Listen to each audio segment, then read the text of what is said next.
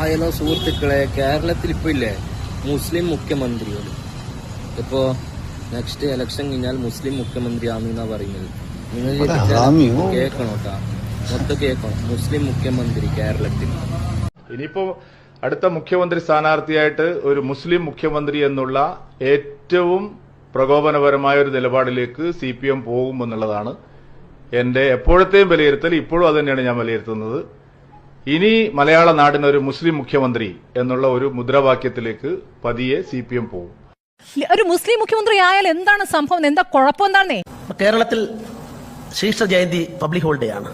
40 കൊല്ലമോ 41 കൊല്ലമോ ആയിട്ടുള്ള അങ്ങനെ ആയത്. അതിന് മുമ്പ് പബ്ലിക് ഹോളിഡേ ആയിരുന്നില്ല.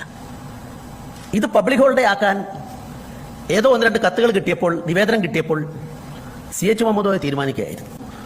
അപ്പൊ അദ്ദേഹം അന്ന് പറഞ്ഞൊരു വാക്ക്, മിലാദി ഷരീഫ് നബിദിനം ഹോളിഡേ ആക്കിയാൽ ശ്രീകൃഷ്ണ ജയന്തി എന്തുകൊണ്ടാക്കിക്കൂടാ എന്നുള്ള വാദഗതിയുമായി ശ്രീകൃഷ്ണ ജയന്തി പബ്ലിക് ഹോളിഡേ ആക്കി മാറ്റിയത് CH മുഹമ്മദ് ആയിരുന്നു എന്നുള്ള വസ്തുത ഒരുപക്ഷെ വർത്തമാനകാലത്തെ പുതിയ തലമുറയ്ക്ക് അറിയുമോ എന്ന് എനിക്കറിയില്ല. ചക്കപ്പൊണ്ണനെ എന്തിനു കൊള്ളാം, തെക്കേ പുരയ്ക്കൊരു തൂണിന് കൊള്ളാം.